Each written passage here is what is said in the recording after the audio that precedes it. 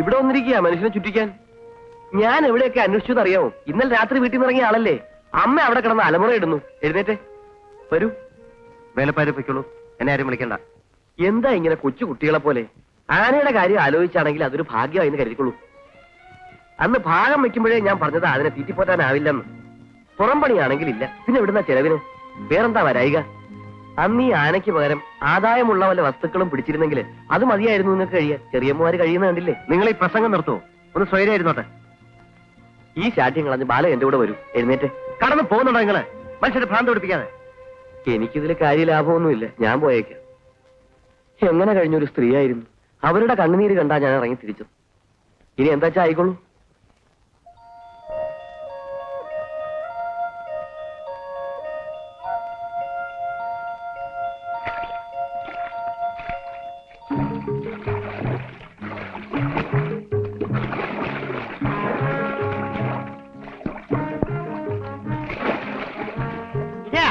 മതി, ഇങ്ങോട്ട് കയറിക്കോ.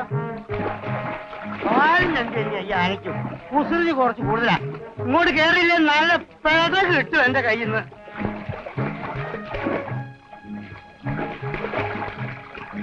എന്റെ ഈശ്വര, വൈകിയ കുട്ടീന്റെ അമ്മ എന്നെയാ വഴക്ക് പറയാ.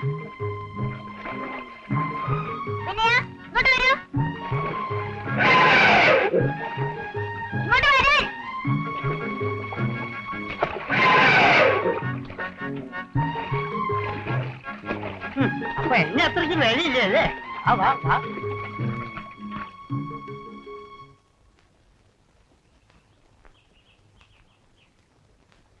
എന്താ വിനയാ? പ്രസാദം കഴിക്കും.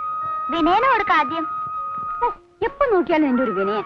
ഇത് മോന്റെ പിറന്നാളിന് കഴിപ്പിച്ചതാ. ഇന്ന് വിനയന്റെ പിറന്നാളല്ലേ, അവന് കൊടുക്ക ആദ്യം. ഈ ചെക്കനെ കൊണ്ട് ഞാൻ തോറ്റു. മോൻ തന്നെ കൊടുത്തോ. വിനയ, ഇന്ന് നമ്മൾ രണ്ടുപേരും പിറന്നാളായിട്ട് പായസം ഉണ്ട് കേട്ടാ.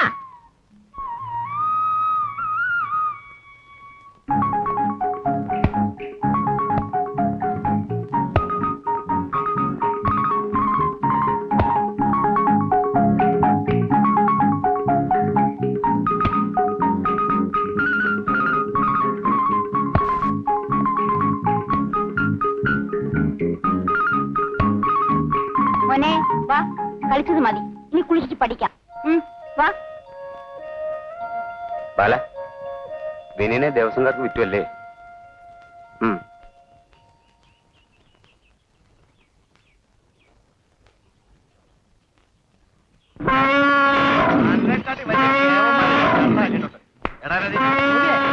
കഴിച്ചില്ലേ നിർബന്ധിക്കണ്ട, പട്ടിണി എടുക്കട്ടെ. ഇവൻ ചാടി പിടിച്ചാലേ ഒതുക്കാൻ പ്രയാസ. അത് നിങ്ങൾക്ക് ഞാനൊന്നും തീറ്റിച്ചേ പോവും.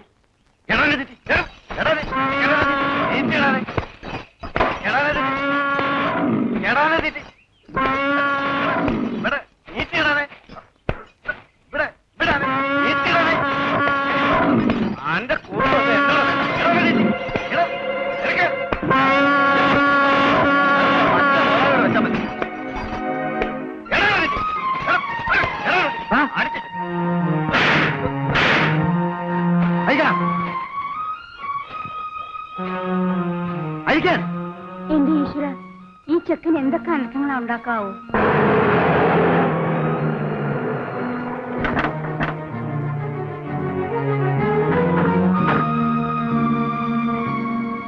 അറിഞ്ഞില്ലേ നിങ്ങളുടെ മകൻ കാണിച്ച തോന്നിവാസം? എവിടെ വരും?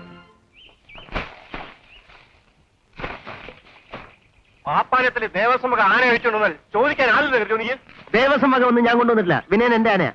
അത് ഞാൻ നമ്മയോട് ചോദിക്കും, ആന ഉടമയെന്ന്. മര്യാദക്ക് ആന അയച്ചെടുത്തോണ്ട് തളച്ചില്ലെങ്കിൽ ഇയാൾ എന്ത് ചെയ്യാനാ കണ്ടത്? നിങ്ങളെ കച്ചവടക്കാരാ, എന്തും വിൽക്കും. നാട്ടുകാരുടെ കയ്യിൽ നിന്ന് പിരിച്ചെടുത്ത പിച്ചക്കാശ് കൊണ്ട് തുടങ്ങിയ കോളേജിലെ ലെക്ചർ പോസ്റ്റ് വരെ ലേലം ചെയ്യുന്ന നിങ്ങൾക്ക് ഒന്നും വിൽക്കാൻ മടി കാണില്ല. മറ്റുള്ളവരെ അങ്ങനെ കണക്കാക്കരുത്. ജനിച്ച നാൾ മുതൽ എന്റെ കൂടെ കളിച്ചു വളർന്ന വിനയനെ ഞാൻ വിൽക്കില്ല. താൻ ആരോടെ സംസാരിക്കണമെന്ന് അറിയാമോ? അറിയാം. ദേവസ്വം പ്രസിഡന്റ് അല്ല, സാക്ഷാൽ ദേവൻ തന്നെ വന്നാലും ഞാൻ എന്റെ ആനയെ വിട്ടുകൊടുക്കില്ല. പോണം മിസ്റ്റർ. സൂയമ്മേ, നിങ്ങൾ വന്നെ കാല് പിടിച്ച് പറഞ്ഞുകൊണ്ടാ അങ്ങനെ ഞാൻ ജോലി വാങ്ങിച്ചു തന്നത്. അതിന്റെ കൂലി എനിക്ക് കിട്ടി. മിസ്റ്റർ ഉണ്ണിത്താൻ, വളരെ കഷ്ടപ്പെട്ട ഞാൻ ഒരു മാസ്റ്റർ ഡിഗ്രി എടുത്തത്. അതിന് പകരം ക്ഷൗര്യം ചെയ്ത് പഠിക്കുകയായിരുന്നു നല്ലതെന്ന് എനിക്കിപ്പോ തോന്നുന്നു. ഇതാ കിടക്കും നിങ്ങളുടെ ജോലി, എടുത്തോണ്ട് പോണം.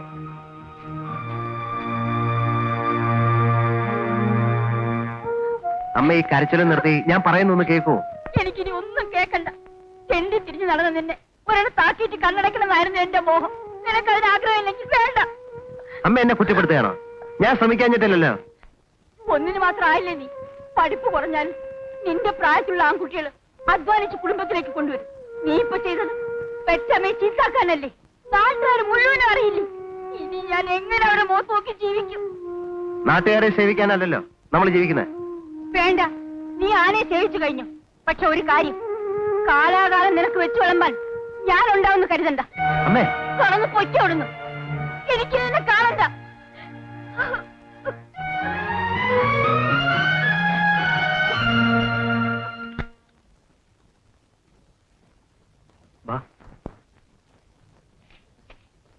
ബാപ്പ, ഇയാളാണ് ഞാൻ പറഞ്ഞ ആള്.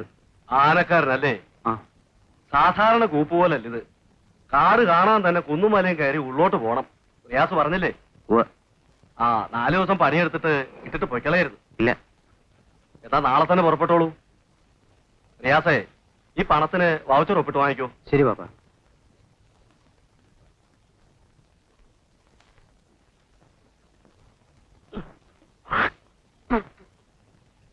കേളരെ, ആ കുഞ്ഞൂടെ 2 ദിവസമായിട്ട് നിങ്ങളെ കണ്ടതില്ലല്ലോ. കുഞ്ഞെ പറയുമ്പോ വിഷമം തോന്നരുത്. ഞാൻ അവിടെ വന്ന് ചൊറിയും കുത്തിയിരുന്നിട്ട് എന്ത് കാര്യം? ആ ദേവസ്വക്കാർ ആനയെ വാങ്ങിയപ്പോ എനിക്ക് അവിടെ പണി തന്നതാ. അല്ല, ഒന്നില്ലെങ്കിലും മാസാമാസം കൃത്യമായി ശമ്പളം എണ്ണി വാങ്ങാലോ. വല്ല ബലിച്ചോറോ പടച്ചോറോ നിന്ന് ചെലവ് അങ്ങോട്ട് ഒത്തുപോയേനെ. ഇപ്പൊ എല്ലാം കളഞ്ഞില്ലേ? നിങ്ങൾക്ക് ഞാൻ ശമ്പളം തരും. തൽക്കാല ആവശ്യത്തിന് ഇത് വെച്ചോളൂ. നാളെ പുലർച്ചയ്ക്ക് മുമ്പേ പുറപ്പെടണം. എങ്ങോട്ട്? കൂപ്പിലെ പണിക്ക്. കൂപ്പിലേക്ക് ഒരാളും കൂടി ഇല്ലാതെ 2ാം പാപ്പനായിട്ട്? ആ, അതിന് ഞാനുണ്ടാവും. കുഞ്ഞെ, അതേ കേളുകാരെ, ഇതുവരെ തടി അനങ്ങാൻ ജീവിച്ചു. ഇനി അധ്വാനിച്ച് ജീവിക്കാനാ ഉദ്ദേശം. വിനയനോടൊപ്പം ഞാനും വരും.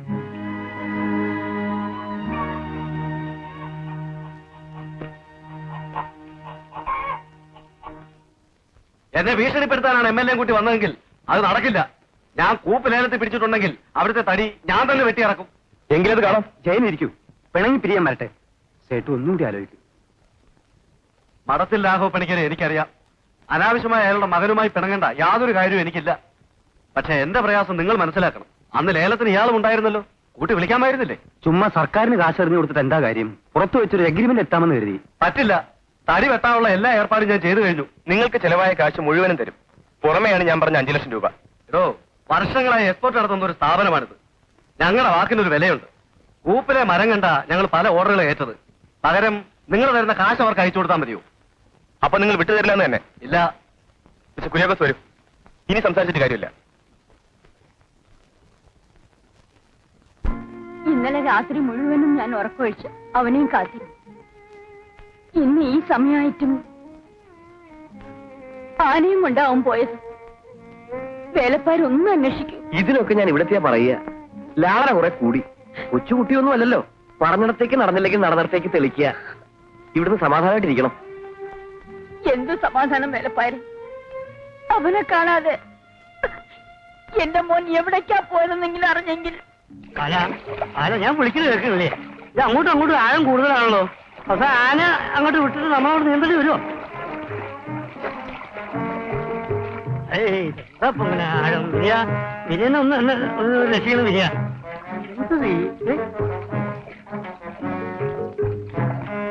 കാട്. അല്ല, ഈ കാടിനെ പറ്റി പറയാണ്. കാടിനെ പോലെയല്ല കാട്. എത്രയാ മരങ്ങൾ.